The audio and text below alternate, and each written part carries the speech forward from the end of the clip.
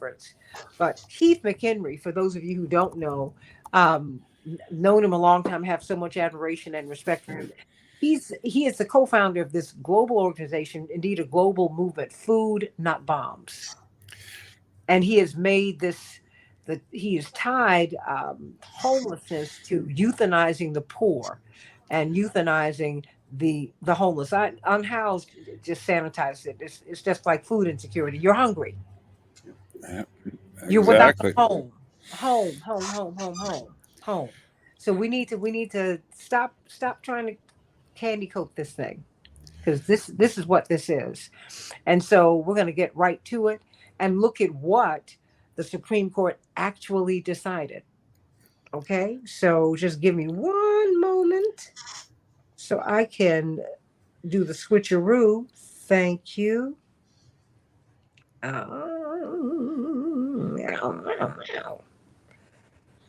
Okay, because I have been letting people know. Okay. All right. So we are up in, I'm going to do it in 45 seconds, everybody, so I can have an accurate reading.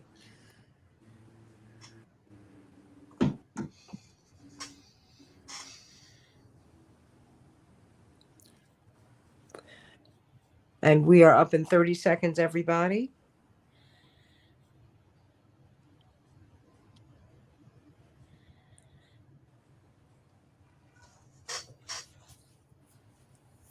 And we're up in 15 seconds.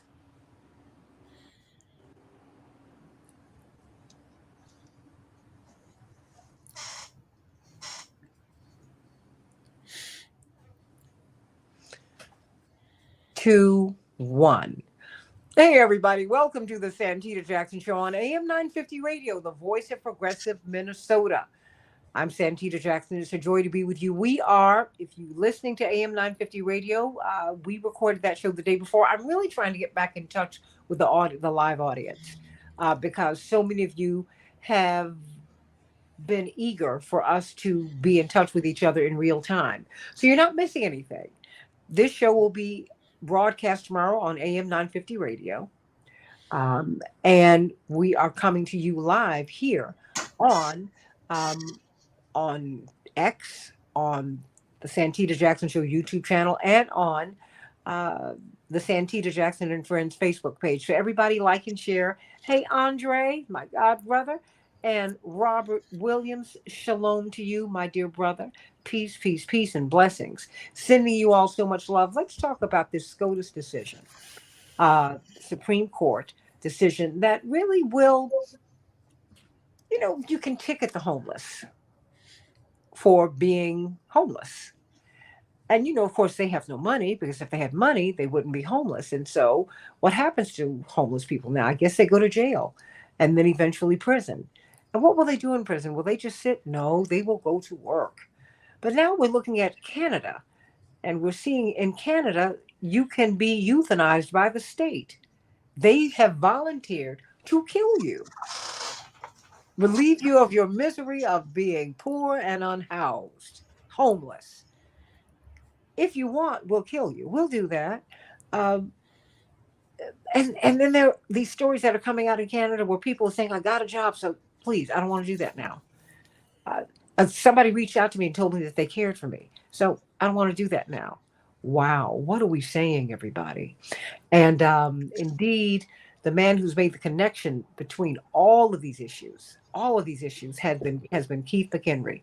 Indeed, he is one of our heroes, one of my heroes, a freedom fighter, a fighter for human beings. Food, not bombs. Food, not bombs. As our government continues to tell us we can cut checks for tens of billions of dollars for war, but not $1 to feed not just a child, but the adult that the child becomes. Sheila Garland from the Poor People's Campaign, they just had their national convention in Washington, D.C. We had a listening party at Rainbow Push. It was fantastic. And I'm so glad that she's here today, because she and Reverend Dr. William Barber are beating the drum on poverty. Dwight McKee, senior advisor to Cornel West, one of the few major candidates who actually talks about poverty, who actually has a program to end it. And of course, he is one of the founders of Operation Push, National Action Network. And he is the dean of the Ma'afa Redemption Project, where he's working with young people so that they can understand their somebodyness. And Dr. David Gibbs, everybody go to Amazon, get the book. Yes, I did say it. The Revolt of the Rich, The Revolt of the Rich. Um, and of course, he's a history professor at the University of Arizona. And before I pivot to you, Dr. Gibbs, because I know you have just a few minutes to be with us today, but I wanted Keith McHenry to really give us the baseline this morning, because the Supreme Court basically criminalized the homeless. You can give them a ticket. You're in the way, and you've had to launch legal fights to be able to give people food, Keith McHenry. And so Yeah. talk to me. Food, not bombs. In fact, I mean, I follow you. You said the homeless have been targeted as billions of dollars go to war.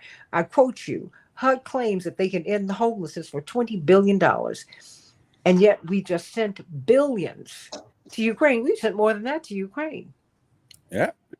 So Yeah. talk to me. What did SCOTUS tell us? What happened, and and what are they telling us? So what the Supreme Court's telling us is that cities can arrest the homeless for being homeless, and what they did was reverse a Ninth Circuit Court of Appeals case, which said it was cruel and unusual punishment to arrest and ticket the homeless if you did not provide adequate shelter in your town. And particularly in California, Newsom and the mayors of the major cities, but also across the West, demanded that what was called Martin versus Boise, which is the basis of the ruling that was overturned in Grants Pass versus Johnson. They wanted it to loosen up the restrictions, even though there was already massive homeless sweeps that were happening under the alleged protection of the Ninth Circuit Court of Appeals ruling. But this now opens the door, and we've already seen this in news reports, local news reports across the country, that cities are excited that they can now start to not only ticket but also arrest the homeless for being homeless, that they have the constitutional right, according to the Supreme Court, to engage in cruel and unusual punishment against the homeless. And my concern is that, already here in Santa Cruz, where I live in California, they already stepped up their repression since Friday's ruling, where they're just driving homeless people from downtown like as fast as they can, with threats of arrest, and then and with tickets for living in doorways. Now, the reason so many people are living in the doorways downtown now and are being kicked out of those is because they were kicked out of the forest outside of town. They were kicked out of, there was probably 50 people living in front of the homeless shelter, and they kicked them out. So the other issue is that San Jose, which is a neighboring city, will feel that they need to step up their enforcement and to create even tougher laws in their town, because for fear that people from Santa Cruz will move over there to get away from the repression in our town. And so then our town, every town is already jockeying to make stricter rules to make it illegal to live in their town and push people to other towns. So all the towns are now making these rules. And the thing that is most frightening is there's an organization that's a CIA-linked Cicero Institute, which has access to hundreds of millions of dollars. And the founder of the Cicero Institute is Joe Lansdale. And Joe Lansdale is also the co-founder of the CIA contractor Palantir, which has been involved currently in targeting children in Gaza and in targeting Russian soldiers in Ukraine. And so they're an intelligence organization, according to their CEO, Alex Karp, the largest, most powerful military organization in the world. This is he brags about this frequently. Well, that one of the co-founders, Joe Lansdale, is pushing this idea of criminalizing the homeless. He started doing that in 2016, and he had success so far. He's introduced model legislation to make it a misdemeanor to live outside in 8 states so far, including Kentucky. And in Kentucky, that law includes the right to shoot a homeless person if you're protected from prosecution if you feel you need to shoot a homeless person to remove them from your property. And that's the first stand your ground anti-homeless ordinance state law that's passed. But they're pushing to have this in every state in the United States. The other frightening thing as part of this, you can imagine that tens of thousands of Americans might find themselves in FEMA camps on remote military bases. And when the CIA is involved, there's nothing that is out of the question. And as we are facing potential third world war, and we are and the homeless population is increasing dramatically. According to HUD, it increased by 12% last year. 81% of Americans are living paycheck to paycheck. And there's now news of bid requests for internment camps in all 50 states that's being put out by the federal government.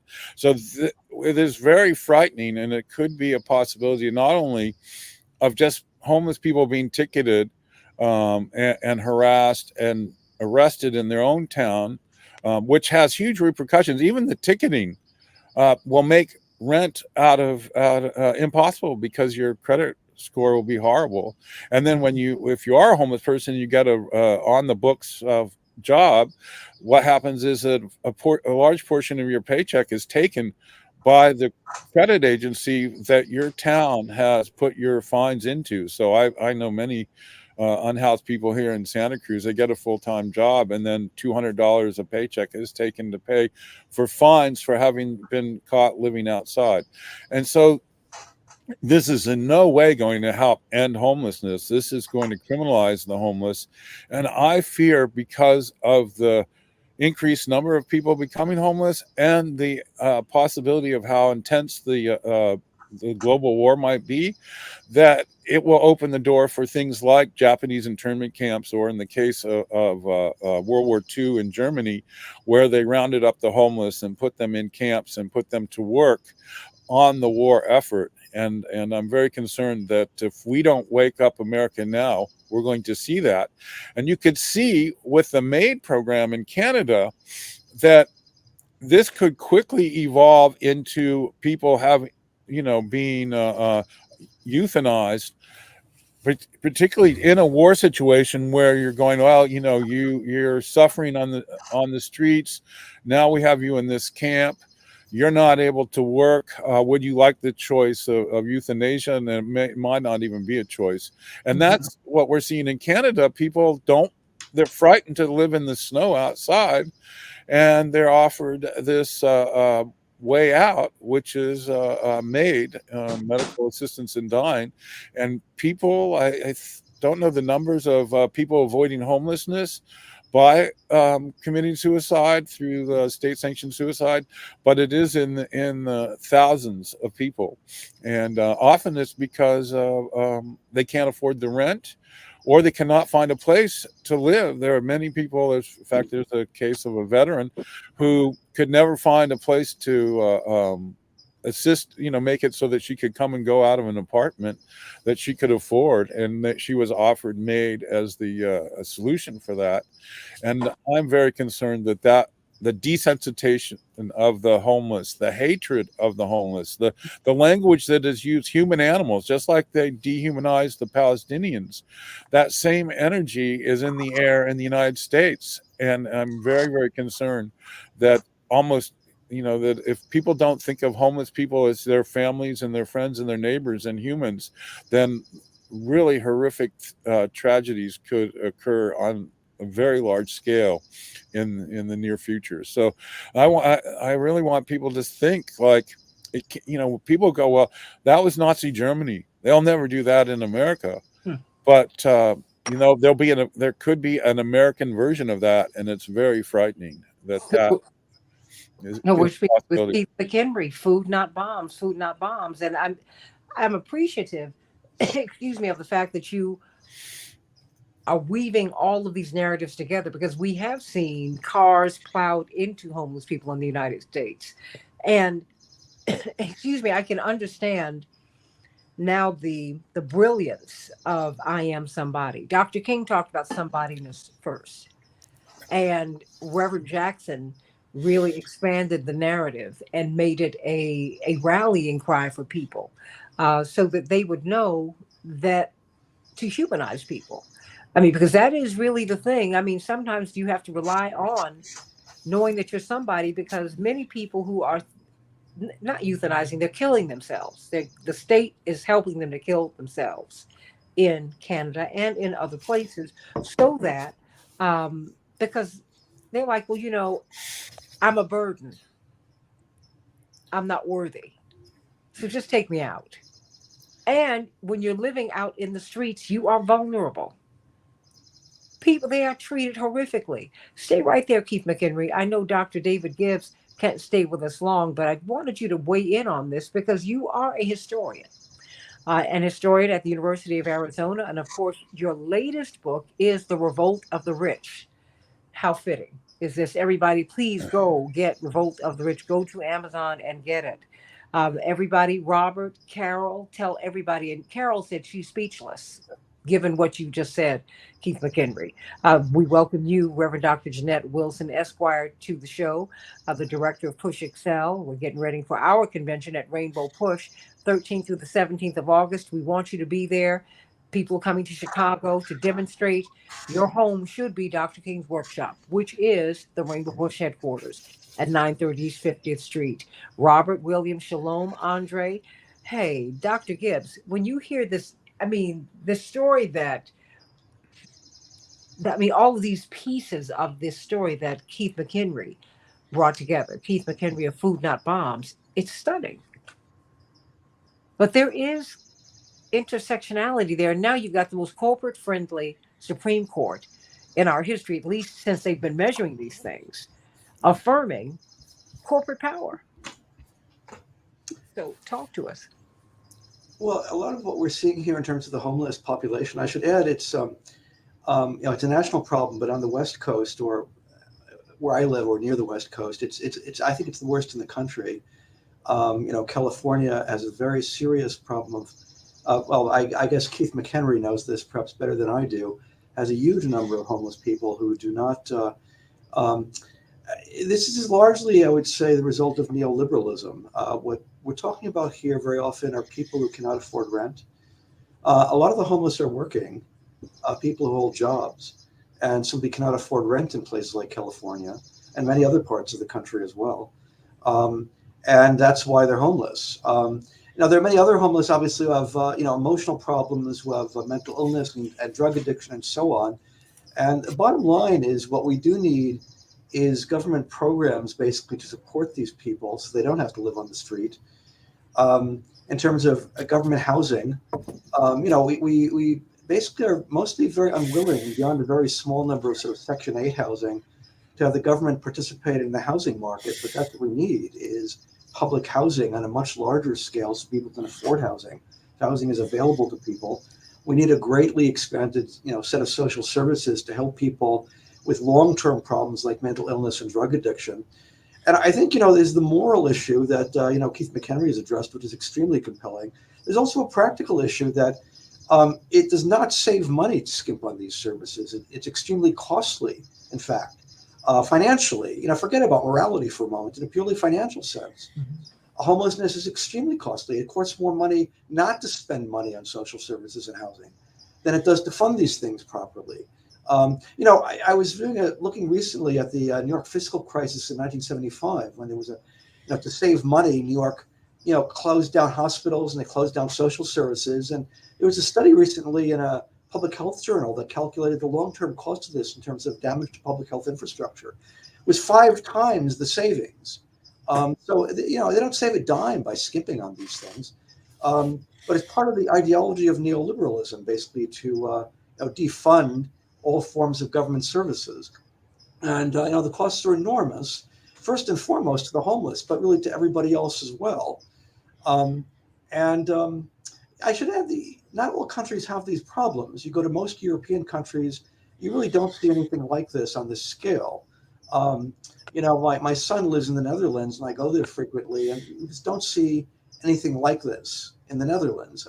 He had a friend of his come to the United States for the first time. It most impressed her, in a negative sense, is the vast number of homeless that you just don't see where she's from.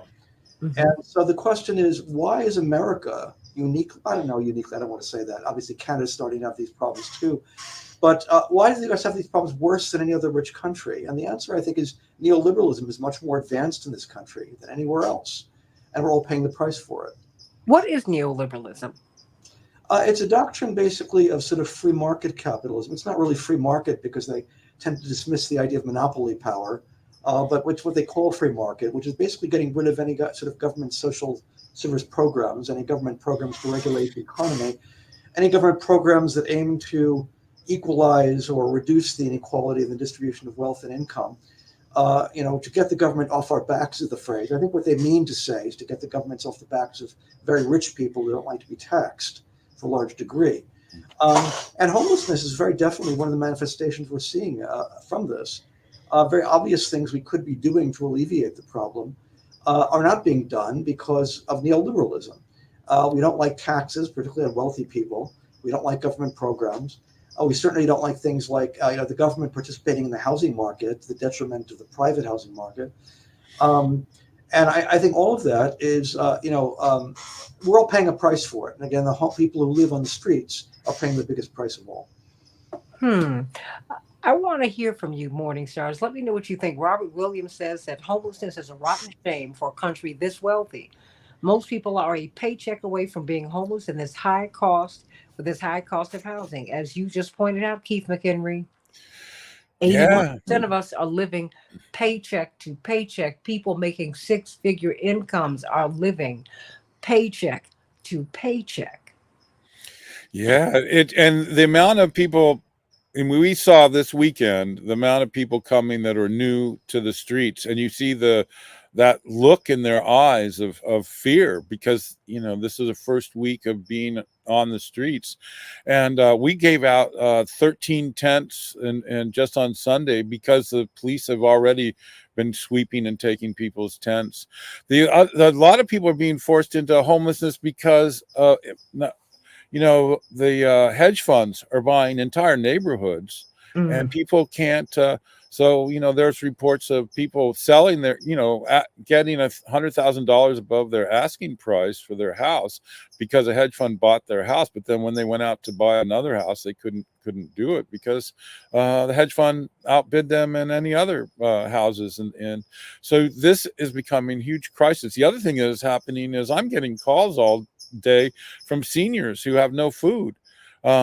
And we don't do home delivery, but the stories are just desperate. And we hear that all every day. I get maybe sometimes up to 20 calls a day from seniors that want home delivery of food. And they've referred to us because we have the hunger hotline, but I have to refer them back to things like calling 211.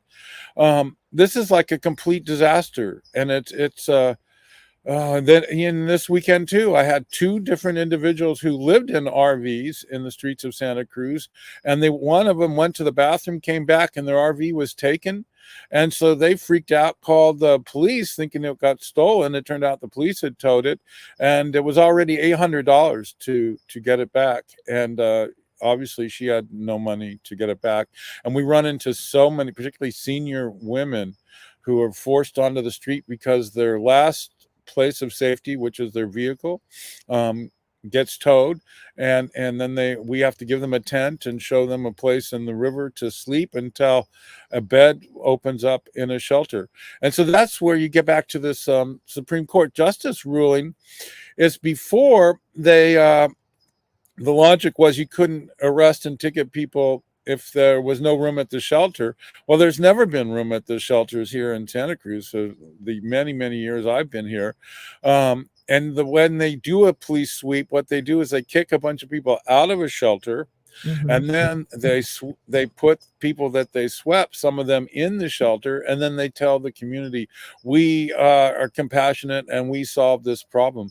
But in Santa Cruz, we've had a total of $16 million provided in the last 12 months just to the city, which is not a very big city, to help the homeless. And that money has only been used so far to sweep homeless people out of camps and to throw away their belongings and to move them from doorway to doorway. And we can only imagine how intense this is going to be now that the Supreme Court has opened the doors to allow cities to criminalize the homeless as much as they want.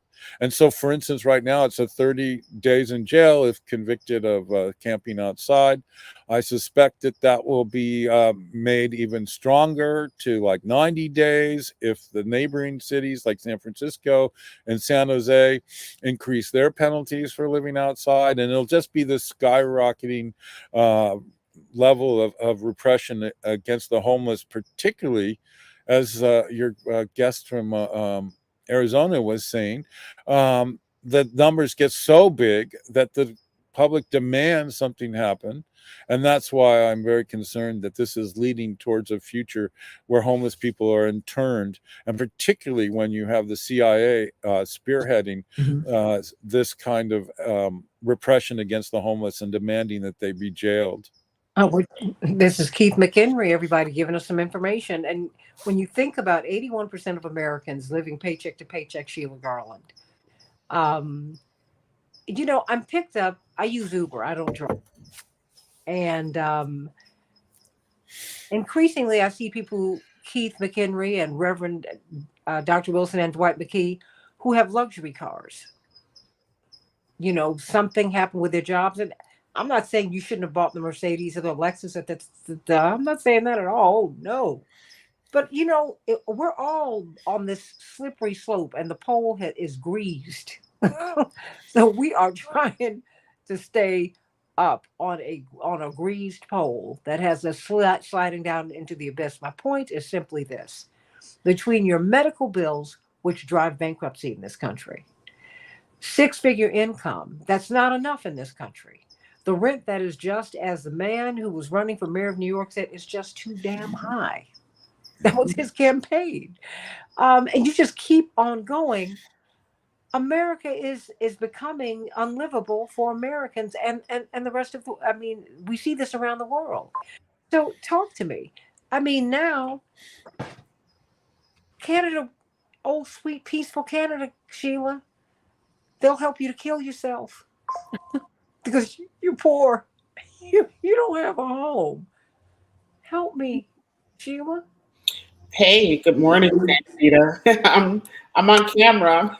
And you're beautiful. I'm waking up, but well, I'm glad you're here because this is part of what we're talking about today. He's up out there in California, and he said, "Well, I'll be there with you today." And this will not be the last time. I will say that Keith McHenry, Reverend Dr. Wilson will be there. We've got to get him on camera at least for the Rainbow Push Convention. Excuse me, August 13th to the 17th. We need to have a panel on this because we need to Dwight McKee to see how deeply our government is involved in perpetuating homelessness. Yeah. When what they should be doing, HUD said, if you give me $20 billion, I can end homelessness. Sheila. Santita, it's really interesting. Thank you so much, Keith, for enlightening us on this SCOTUS ruling. But it's we did a show at Rainbow Push, and one of the panelists on the program about poverty was Joe Peary. And Joe Peary, I'm here in Chicago, and Joe Peary, a homeless person himself, talked about the history of public housing and part of homelessness, the rise in homelessness.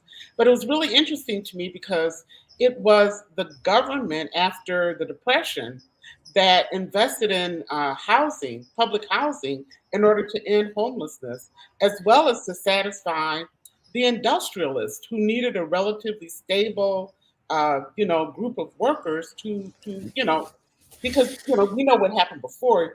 If you lived on the company property, they you were paid in script and all this stuff. So it's just so public housing by the government was fought against by the real estate developers at the time, but it was the industrialists who wanted it. It was under the Reagan administration that billions of dollars were cut from public housing, and public housing was handed over to private real estate developers. A third of public housing is set aside. It's not used as competition to the market. And like Keith was saying, you have these huge real estate development concerns that are buying up property. Most of the housing stock in this country is now owned by these mega real estate development companies, and they're the ones setting the costs for housing, not necessarily demand, not necessarily supply, because they hold the supply back. So we're in a race to the bottom with respect to the privatization of a very public necessary like housing. That's number one. I think number two, in the ruling that I have some concern with, is this whole notion that living in a tent or some sort of encampment is now considered illegal.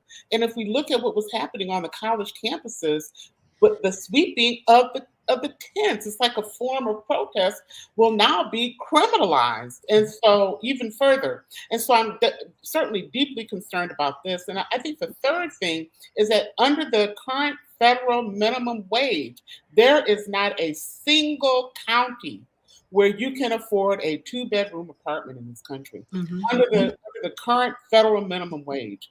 And so, we have not just the issue. I mean, homelessness is certainly a reflection of a country that has not only does not have the will, but is a reflection of its inability to solve the issue of poverty, right? So homeless is certainly a reflection of that.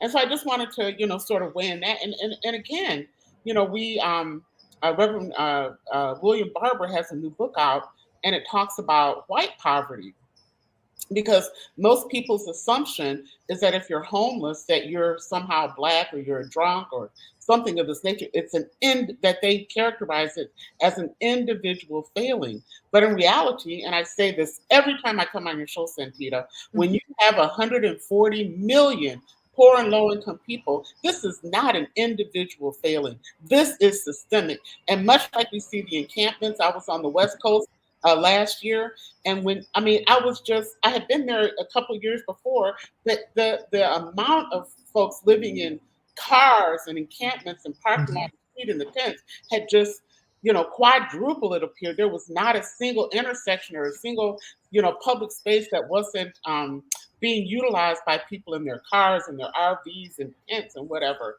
And so this is a serious issue that we're not going to be able to resolve without a huge shift in how we look at resolving the issues in this economy. And then I think the fourth thing I want to say, and I always mention this on your show because I think it's important, I do think neoliberal policies has driven the way that the approach to solving economic issues, and have really drilled that down. And I think most people understand and see that. But I also want to make mention that there's hardly any discussion going on about AI and the impact AI will have, not just on the economy, but on the planet in terms of the environment. There are already predictions with little information that can be gotten. There are predictions that AI, just to do some of the things, the chat box and things, uses as much energy as the country of Ireland at this point. And so because it's not regulated, there's not any transparency, we have no idea. There was an article a few months ago in the Journal on Foreign Affairs that, sort of gleefully saying, look, we could make more money on AI as predicted to be earned, more money than what is produced in the gross domestic product of a huge economy like Germany. I mean, that's a lot of money. And there's no regulation, and there's a potential war because the U.S. doesn't want China to have any control over this. So there's the potential for war to determine who's going to control and own and really profit from this AI. Well, these people, their thoughts are off. They're talking about colonizing space. So they've learned nothing about colonialism. They think that they can just go out into space and just take that over. Reverend Jeanette Wilson and Dwight McKee. Then I'm going to pivot back to you, Keith McHenry. Reverend Wilson, I mean, euthanizing people. Well, the state is helping people to kill themselves in Canada. I mean, we just keep on going with this. And then when you see what is Keith McHenry, you're blowing my mind when you look at the CIA's connection to these entities that perpetuate homelessness, and not just that, the rounding up of the homeless to do God knows what to them. Am I going to bring you on another screen, Reverend Wilson? Can we hear you? Okay, hold on. Let me add you to. Let me do this. In the meantime, before let me take you off of this, and Dwight McKee, let me bring Reverend Wilson up. Dwight, what are your thoughts? Well, it really comes down to just basic values. What does a society value? Do they value people over money? Do they value people over bombs? Do they value bombs over butter? It's a value system. And so when you talk about what's happening in society in terms of the homeless, you have to also talk about what's happening in society in terms of the selfish and the greedy and those who have turned their backs on their neighbors for the purposes of having an extra dime for themselves. And that is why you really need a God to oversee everybody, because there has to be some accountability to a power higher than themselves. Because left to our own devices, it's going to be each man for himself, taking all he can, getting all he can, and leaving those who don't have that same capacity uh, left homeless, alone, despondent, and hopefully for some of them, they want to have them to commit suicide to get off of the planet, only so they can have more for themselves. It's more reflection of who we have become than any other indication of the barbarity of society now. Uh, Reverend Wilson, do we have you now? Yes, ma'am. Okay, your comment. Because Well, I think Keith McHenry of Food Not Bombs gave us a lot of information, Reverend Wilson. I think that's what took away my sound. It was just so much, and I don't think that the members of the faith community are aware of the seriousness and the expansion of this problem that we have. It's not just homeless, as has been said. It's the low wage earners and the unhoused. There are many people that don't even think of themselves as homeless because they're going from spot to spot, Mhm. shelter to shelter, relative to relative. And what troubles me is the rising number of young people that are homeless and therefore are more vulnerable to the trafficking that we see happening, particularly with young girls, uh, the sale of their bodies into the global market. And so, these kids disappear and we don't know where they are. They're not dead, they are in a system where they're being used. And I think that not only is it immoral, it's ungodly. And we have to be, there's a passage of scripture in the Bible where four lepers were outside the city gate and no one would give them food, no one was giving them anything that they needed. And it required them to form a coalition, a confederation, and say, hey, we're not going to stay here and die. I think that we're going to have to coalesce with those who are in these tents. It makes no sense, particularly in Chicago, with the weather that we have, for us to think it's okay to leave people in these tent cities, and call them cities, these tent places where people are trying to create a home out of nothing. And then somebody throws a tent at them and they throw food at them. You know, you eat half of your burger and you give it to people living outside, and you feel like you have really done something. You fed some hungry people. We have to decide as a people, particularly people of faith, we can't just have these 1 day a week feedings and think we have done what God requires. And so I think that as we move towards the Rainbow Push Convention, we're looking at public policies that need to change. This policy towards the unhoused and the low wage earners has to be addressed, and we must fight for them with them. It is not right for some of us to eat and the rest of us to starve. It's Well, not right when you drive through communities. Mhm. They're absolute food Amen. deserts. Amen. Amen. But you know, Reverend Wilson, I mean, Keith McHenry, there are 16 million vacant units of housing in the United States.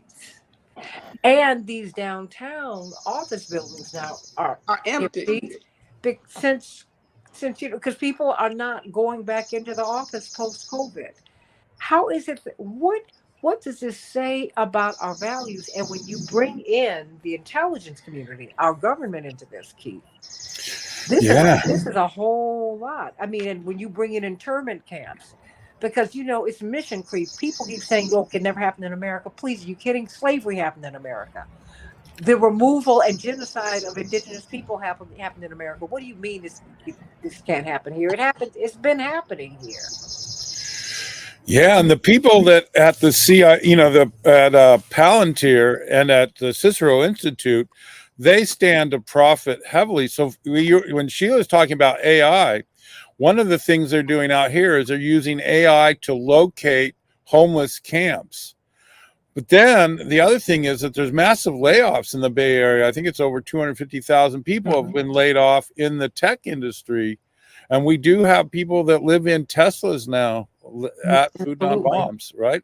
So that is really crazy. So then you have also, I'm concerned that what will happen is that they'll move homeless people into these internment camps and they'll give them a job making components for the war effort, and they'll do AI data collection on them doing the components, and then once they've got the information that a robot can do the same job, then those people, they'll just stop feeding them.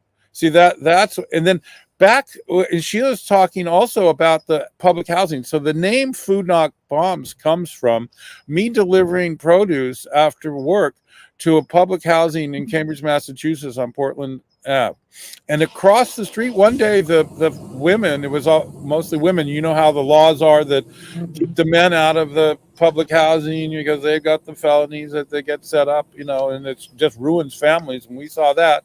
And then you end up but across the street from this public housing project, they just built a brand new laboratory to design guidance system for intercontinental nuclear missiles. And I thought, wow, these people are suffering because the other problem with the public housing, which was like hugely important after the Great Depression and the Great Society under LBJ, is because of the real estate interests, they had leases, and when the leases came up, they tore down the public housing, and then it became like a market rate, and that happened all across the country. So when I come up with the name Food Not Bombs, Reagan is running for president of the United States, and then he wins, and our prediction is his policies will lead to a future where people will be standing in line seeking food at soup kitchens. And when we said that in 1980, 81, people were like, no, that'll never happen. And now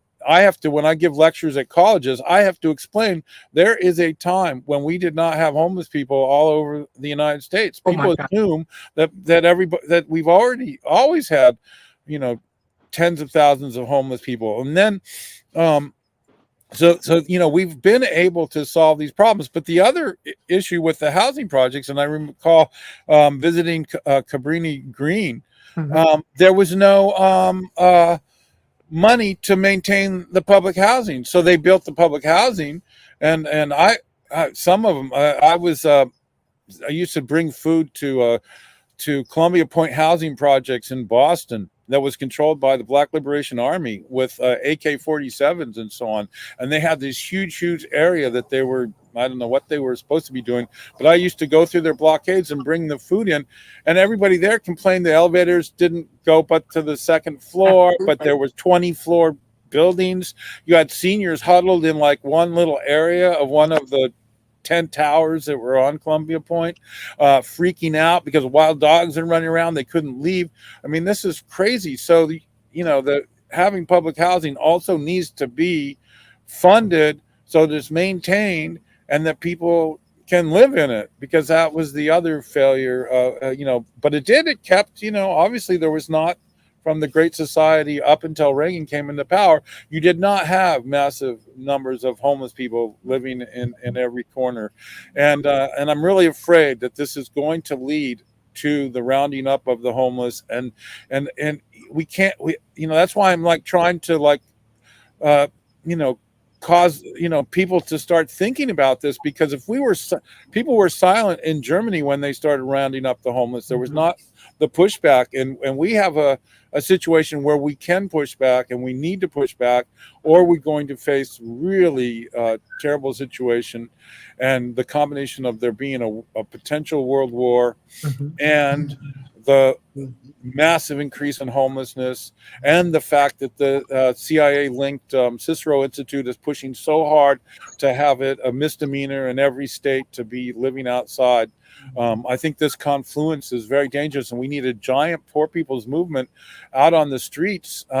We had a meeting last night of the homeless here in Santa Cruz, and there's the Union of the Homeless. I'm in the Santa Cruz Union of the Homeless. I'm also a board member on the National Union of the Homeless, and we're trying to mobilize as a homeless community some kind of pushback. And it's really hard because the government's flooded our communities with fentanyl, and and this is, and I just had another friend found dead in a tent next to the library on Sunday morning, and then I got another friend, the head of the Santa Cruz Homeless Union, had to take in a 20-year-old with his three siblings. Two of his siblings are 3 years old and one is 6 years old, and we can't get them in the homeless shelter for families in Santa Cruz. And she just got off the streets herself, and now she's got not only those homeless people living with her, but another homeless man living with her. Our homeless person that's living with me just ended up with a medical emergency. Now had to leave. So here it is, just poor families trying to take care of each other in this desperate situation. And I noticed that when Biden spoke out about the Supreme Court ruling giving immunity to Trump, but he did not come out and say anything about the most damaging Supreme Court ruling probably for all of America, and that is this one that legalizes the criminalization of the homeless. And the other thing that was crazy in the ruling, it was very much like, I think Marie Antoinette might have said this, which is that, well, it's the same for the law is the same for the rich or the poor, or for sleeping under the bridge, right? And he's saying, well, like if you're like a house person and you're setting up a tent in a city and it's illegal, they can arrest you too. But that house person can just go back to their home, right? Or pay for a campsite in a state park or something. Whereas the homeless don't have that opportunity. And for Garlic to be saying that is just outrageous. It's just that Marie Antoinette moment in American history, and not that I'm advocating guillotines or anything like that, but it's really it's shocking that we can have such a lack of sensitivity, and already like I say, the cities are just cheering on their right to criminalize the homeless, increase penalties, and I think it's leading in a very dark way if we don't unite with poor people. And we are that 99%, right? Or we're the 81% paycheck to paycheck crew, and we really need to stop fighting. The other thing I noticed is there's an attempt to pit undocumented workers and immigrants against homeless, and that it should be the us against these billionaires and the intelligence community that is working for these billionaires. That should be where the struggle is, not these like, and they do this intentionally, right? They'll kick out the homeless from a hotel that wasn't very safe anyway, move in undocumented people, and then say, look at, they're like good Americans are being forced into the street to make way for foreigners. Well, that is a strategy of divide and conquer. And we get that with everything. With in Santa Cruz also, part of the program is a 15-minute smart city. So we're building 28 glass luxury apartment complexes, and one where we serve food every day. They're building, well, now it's every weekend now that the other soup kitchen finally opened after COVID. But they're building a 16-story building, that luxury condo with no parking. And it's all like smart meters and everything. And they're making it so that basically you could be put on digital currency. That seems to be part of the plan. And then the unhoused moved out of town. We're controlled by Google. They're the people that run Santa Cruz. In fact, the treasurer of the anti-homeless group, Take Back Santa Cruz, is the husband of the chief attorney of Google. And they personally have been trying to get my car towed for advocating for the homeless. They go to the mayor all the time, like, hey, why aren't you towing this car? And but there's nothing illegal about my car. But they also tormented Alicia Cool and her family in an RV until finally she got housing after like 6 years. But so this whole like smart city, 15-minute smart city complex with the anti-homeless laws being pushed by the CIA. So one of the other things about Joe Lansdale is his hedge fund is also invested in the prisons, which he's hoping that the homeless will be put into. So he's going to make money on that end. And then the AI, he's profiting from that. That's what Palantir is all about, is AI, data collection used for war, but also for social control. And then you can see now that vulnerability form that homeless people fill out, in California, it's 52 pages of the most personal information possible, like your sex activities and all that, so you could get a housing voucher. Well, that's all going through a company like Palantir, so they know like where all these details about all the homeless that they're intending to round up and so on. It's kind of a frightening dystopian future if we don't organize and fight back.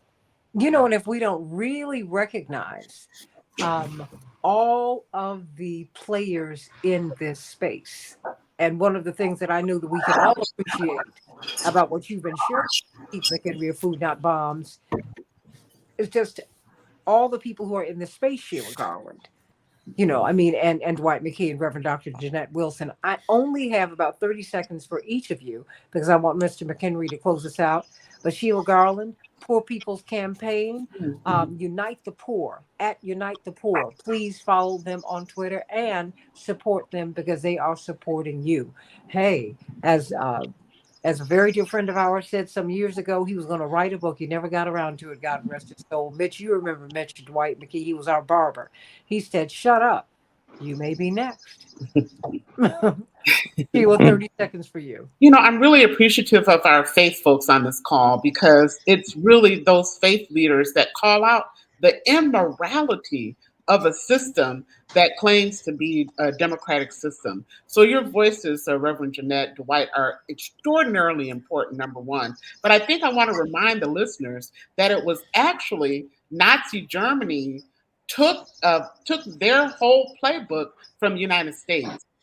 Absolutely. They were setting up their aspects of fascism and how to deal with the population in Germany. Remember that and they had tacit agreement from large sections of the corporate ruling class in their efforts in Germany So, Well, remember, they brought them over here after the war, okay? Because my grandfather had to cut their grass, and then get behind them on the train when he was taking the train because they were brought into New York into that harbor. And when they got to Washington, my grandfather had to move from the train that he was on back to the colored car, and they moved the Nazi POWs up front, and then they, NASA, all that. We need to, and now we're funding Nazis over in Ukraine. So I mean, don't talk to me, Yeah. really. I mean, I'm disgusted. Reverend Dr. Jeanette Wilson, August 13th through the 17th, Rainbow Push. I'm so glad that we are going to have this as a component of our convention. Well, it's going to be August the 15th, and Okay. I am so glad that we're partnering with the Poor People's Campaign. We're leading up every Saturday, starting next Saturday, we're going to be having sessions leading up to shaping public policy. It's unfair that these real estate magnates will buy public housing, and then Cabrini Green is now New City.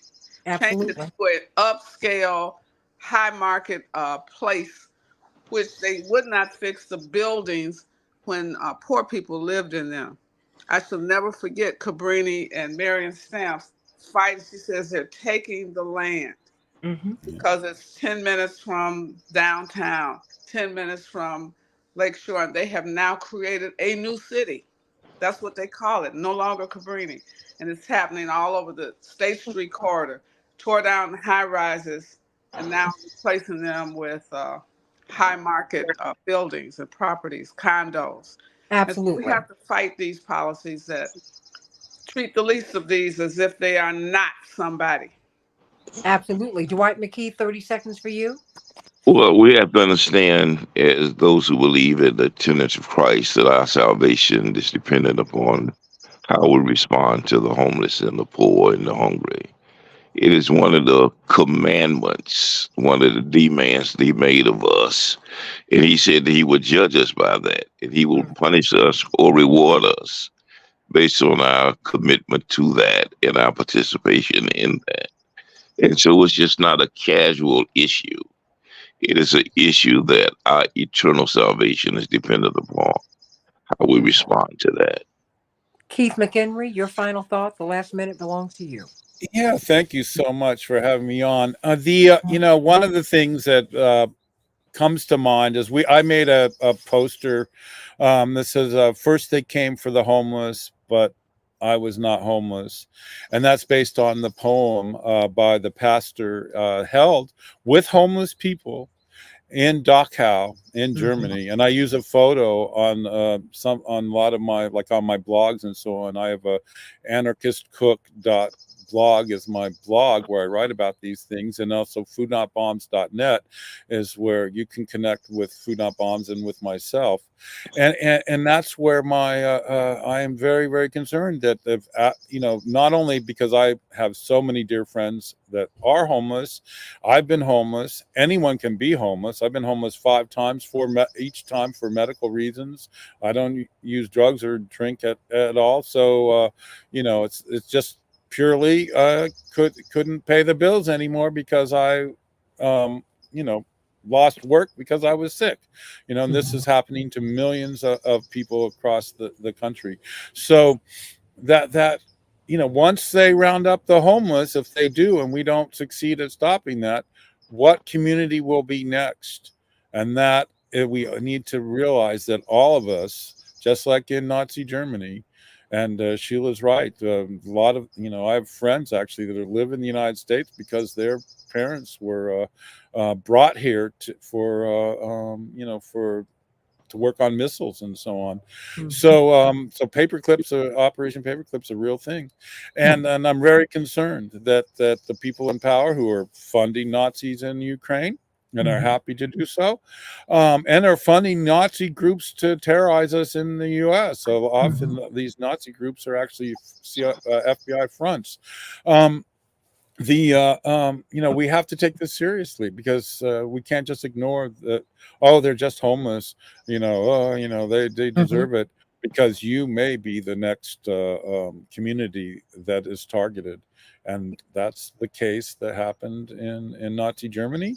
And we've seen already here in World War II, they interned the Japanese, just took all their property, everything, and just put them out in the desert in these camps. And that already there's a 47,000 bed camp in Camp Pendleton that has been constructed. There's the talks of doing this all over, so we need to just organize and rise up. And I know Food Not Bombs chapters all over the country have been having discussions with the people that are eating with them about how best to say, no, we are not going to go into your FEMA camps. And we have dignity, we have agency.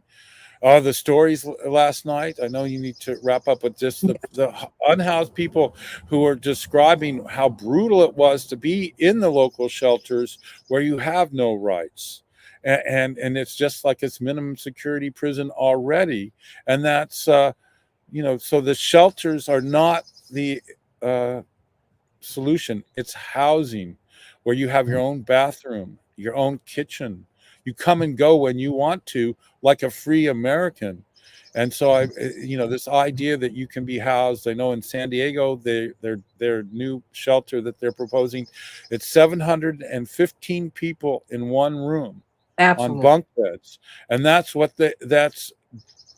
it's okay to encourage homeless people to euthanize themselves, because the people in power think of the homeless as useless eaters, and they're going to think of the next group of people protesting the war in Palestine as useless eaters, or the people that are Muslims, useless eaters, or the people, or whoever it is, people that are objecting to participating in World War III. And it could be any of us. So we really need to push back now before it becomes like normalized, as so much as just allowing millions of Americans to live outside has been normalized. We've got to push back and organize. Foodnotbombs.net. They need your support. They're supporting us. Remember, it could be us. Robert, you have made a lot of sense to Robert Williams. He said, absolutely, Keith McHenry, and Mike Burries, and Shirley Carter, and on and on and on and on. Foodnotbombs.net. They need your support. We need you at the Rainbow Push Convention. I'm going to be reaching out to you later on today, Keith McHenry, because we need to come together. You have too much information. You're too valuable to the struggle, and I thank God for you every day. Oh, Cynthia, thank you so much. Bless you so much.